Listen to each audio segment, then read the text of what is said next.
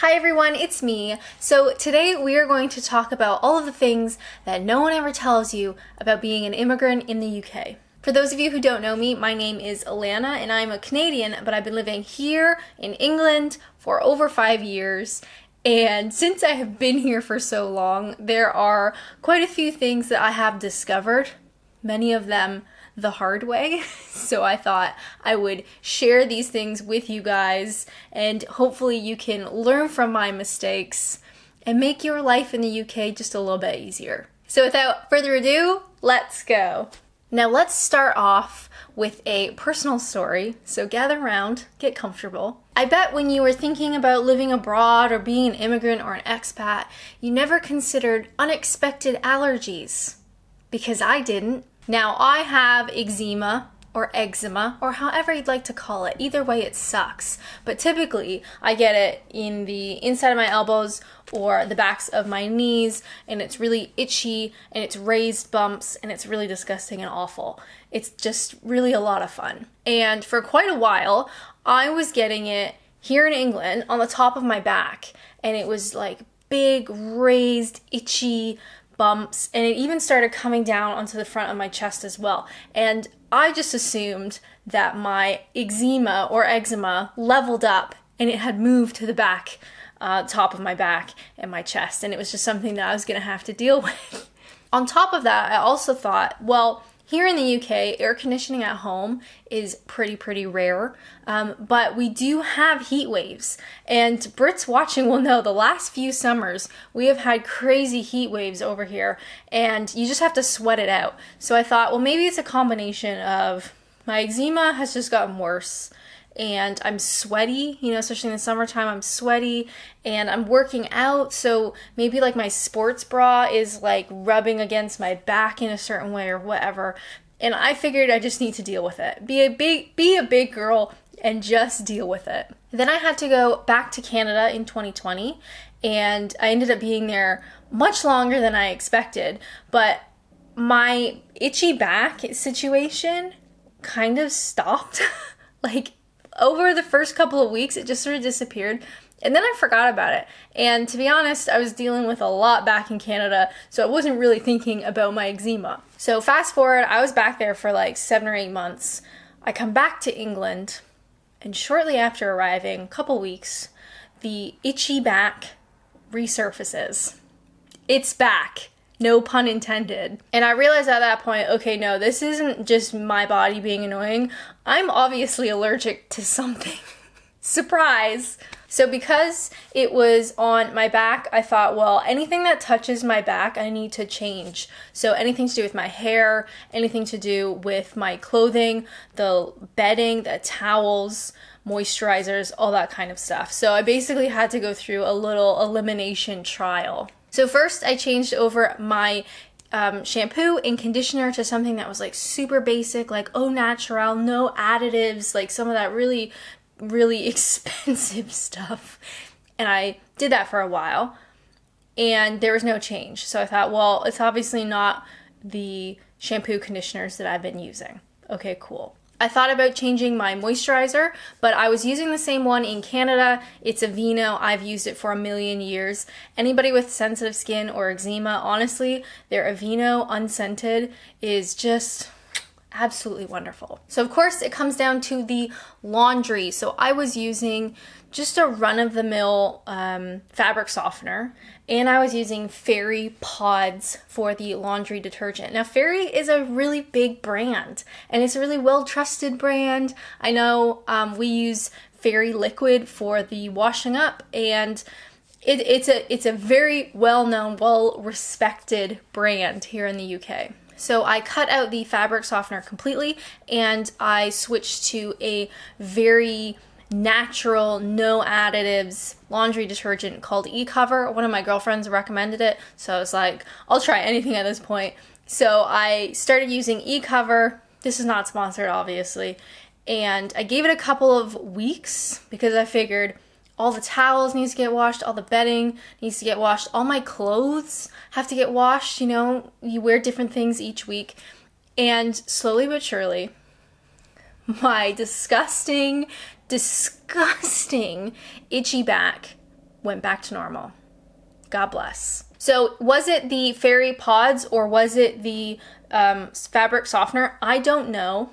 And I could do a test, maybe reintroduce the fabric softener and see if anything happens. But honestly, I don't want to put myself through that. So at this point, all of my regular products has kind of gone back to normal, but I still use the eCover laundry detergent. This is a very long-winded way of saying that when you move to another country, you may discover that you develop some sort of surprising allergy. Now, on that same sort of thought process, I know some people who move abroad develop levels of food intolerances because food is made differently in different countries. There's different regulations, there's different ingredients. That's not happened to me specifically, but I do know that when I spent a lot of time in Canada and then I came back to England, my stomach was so angry.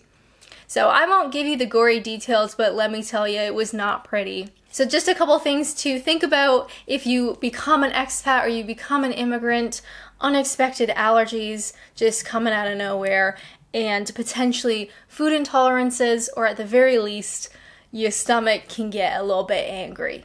Now for me personally, I live in the southeast of England. I live in a small town, village, undetermined location, but I know a lot of immigrants and expats like to go to London, and I get it. It's a big city, it's very neat, there's so much to do and see. London is not for me personally, but I get it. It's very cool. Now, years ago, when I first moved to the UK, I actually met an Australian couple. I don't remember where they were from in Australia, but I remember they were very outdoorsy, healthy, athletic kind of people. I think they lived somewhat rural in Australia, and they were on a youth mobility visa like I was at the time. So they came over and they were going to live in London.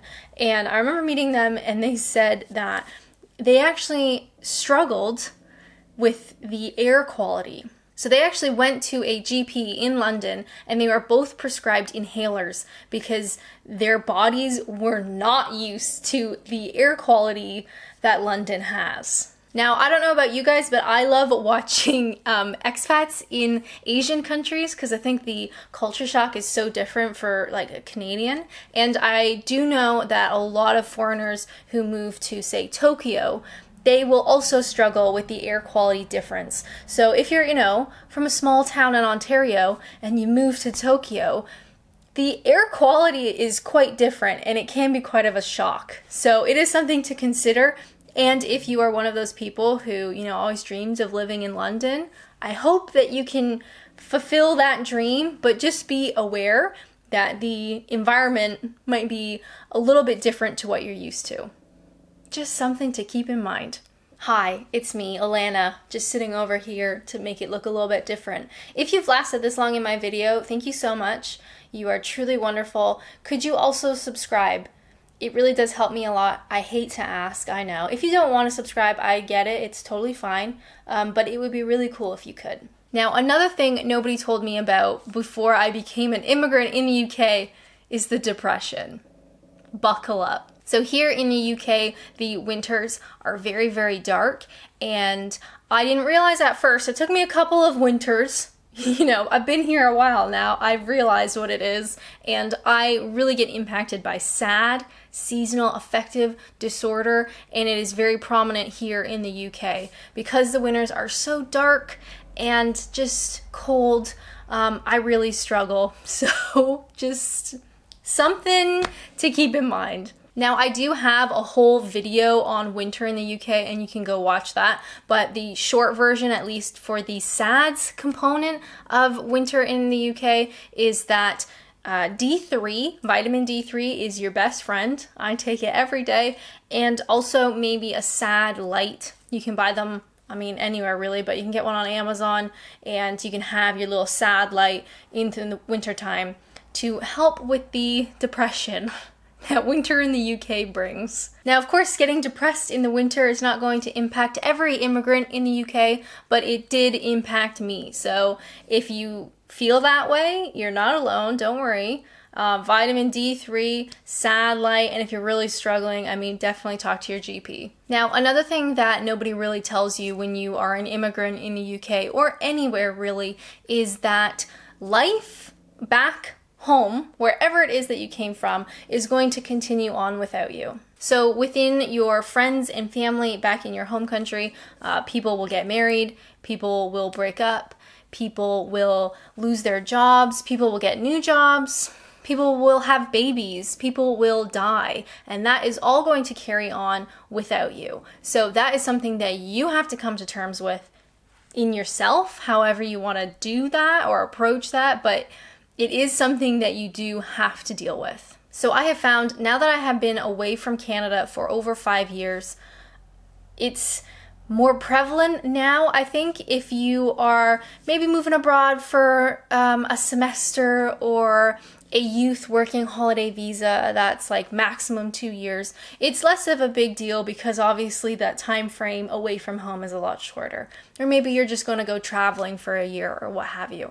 But when you get to like my level of immigrant status, where it's like 5+ years, that's something that you really have to come to terms with within yourself and come to peace with.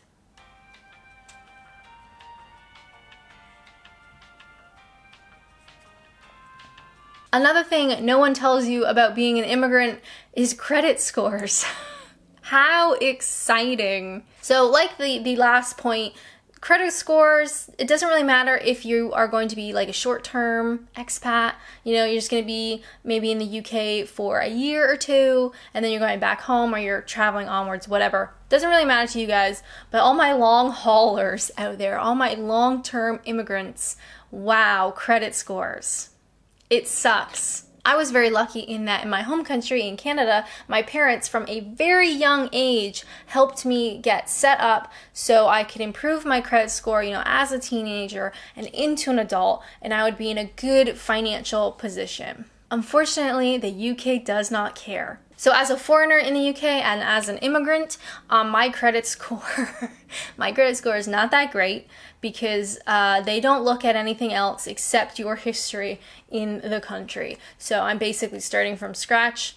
Like I said, short-term expats, don't worry about this part. Long haulers, it's something that you need to keep in mind. So in terms of getting any kind of like lease on a car or mortgages or rent or any sort of financial check where they're going to look at your credit history, of course, as a foreigner, you don't have much of anything, and that can be a problem. Unfortunately, this is something that you just have to deal with. And if you know that you're going to be in the UK for the long haul, then it's something that you can start sort of planning right at the beginning. I never really thought of it. My bad. So my credit score now, even though I've been here 5 years, is not too hot, but it's just something that you have to consider and plan for and rebuild. The same thing goes with car insurance. A lot of car insurance companies here in the UK don't care about your previous history in your home country. So when you get car insurance as a foreigner in the UK, they just assume that you can't drive. So a hot tip for car insurance, at least, call around and see if you can find a place that will accept your driving history from your home country, because that will definitely help the cost come down. A lot of places here will not consider it, so they just take you on as a brand new, inexperienced foreigner driver, which means your car insurance is unbelievable. So again, just things to think about. When you are an immigrant for a long enough period of time, whether it's in the UK or literally any other country, there are going to be parts of you that will change. So for me, my voice, my word choice, my inflection, my pronunciation, just the general noise that's coming out of my mouth is different now than it was when I was living in Canada. It's kind of like what I imagine being bilingual might be like. So maybe 1 minute you're speaking in English, but then you think about something in French, or you say a French word, but you're also speaking English. It's kind of like this weird hybrid situation. So for me, sometimes I'm saying elevator and sometimes I'm saying lift. Sometimes I'm saying I need to go empty the bin. Sometimes I'm saying I need to go empty the garbage. You just kind of like switch between what I would typically say in my home country, in Canada, between what I would say now as an immigrant in the UK. Now, if you've been watching my videos for a long time, thank you so much. You are so kind. You may not notice the change in my voice. If you watch week to week, it's a slow change. But I bet if you go back and watch some of my old videos, you might notice a difference between then and now in the way that I speak and the words that I choose and all that fun stuff. I personally can't go back and watch them because I can't watch any of my videos because they're too cringy and I just can't bring myself to do it. But you can if you want. Another thing that people don't really like telling you about being an immigrant is that in every country, not just the UK, in every country there are people who don't want immigrants. Now, this topic is very complex and probably deserves someone much more eloquent and intelligent than myself to be talking about it, but the short version is that there are going to be people in the country that you become an immigrant in that don't want you there. Now, as a white woman, there's a lot of privilege in that I can pretty much just blend into the stereotypical white British look. People don't necessarily know that I'm an immigrant just by looking at me, but I have been in uncomfortable situations where people around me are talking about how much immigrants are ruining the UK, that immigrants are coming and taking our jobs and taking our homes and using our benefits, and immigrants are just ruining the UK.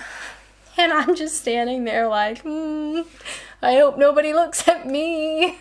Because, yeah, I'm one of those people. I think it would be naive to think that that stuff doesn't happen. And it happens in every country. It's not just the UK. There are always going to be people who don't want immigrants. And that's just something that you, as a potential immigrant, have to deal with. How do you deal with it? I mean, you just kind of have to let it go. You just need to live your best life and be happy and healthy and enjoy your life in whatever country that you are in, because they can go ahead and complain, but you don't have to listen. Now, when I was actually writing up some notes for this video, I don't write a script. I think you guys know that, but I was writing some bullet point notes of like what I want to talk about. And originally I was going to call this Stuff They Don't Tell You About Being an Expat. And this is just my opinion, of course. I know people will disagree. In my mind, an expat is someone who moves to a foreign country for a short period of time. Maybe you're only there as a tourist and you're sort of traveling around and you go to a different country. Or maybe you go to Canada on the working holiday visa from my last video. You're only there for 2 years. So in my mind, that's an expat. And I've always sort of used expat on this channel. And then I realized, well, really, honey, you've been here for 5 years now. Maybe it's time to transition into using immigrant. Now, in my mind, immigrant is somebody who has moved their life to this new country, which is what I've done, and I'm still here. Of course, there is more of a negative connotation with the word immigrant, like in my last point, people saying immigrants are ruining this country. Nobody's really saying expats are ruining this country because it's just a different connotation. And in my mind, expat is short-term, immigrant is long-term, but I've been here for over 5 years now, so maybe it's time that I start saying immigrant. Anyway, that was my thought process, if that's interesting at all. And those are some things that nobody tells you about being an immigrant in the UK. But thank you guys so much for watching. I hope you like this video, whether you are an immigrant or not. If you could subscribe, that'd be cool. Thumbs up, leave a nice comment, all that jazz. You know the drill, the usual YouTube nonsense. But thank you so much for watching and being here with me on this journey, as I am now really an immigrant in the UK. As always, thank you guys so much for watching, and until next time, bye!